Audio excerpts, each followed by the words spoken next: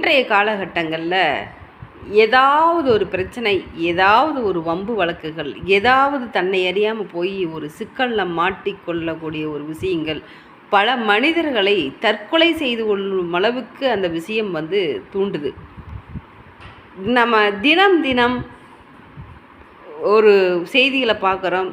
தினம் தினம் இந்த நாட்டில் என்ன நடக்குதுன்னு பார்க்குறோம். நாம் ரொம்ப ஒரு விழிப்புணர்வாக இருக்கிறது, நம்ம சேஃப்டி அப்படிங்கிறது எல்லாத்துக்குமே ஒரு தெரிஞ்ச விஷயம். இருந்தாலும் அவங்க போய் ஒரு சிக்கலில் மாட்டிக்கிறாங்க. இப்போது சதாசிவம் அப்படிங்கிற ஒரு பேர் இருக்குது.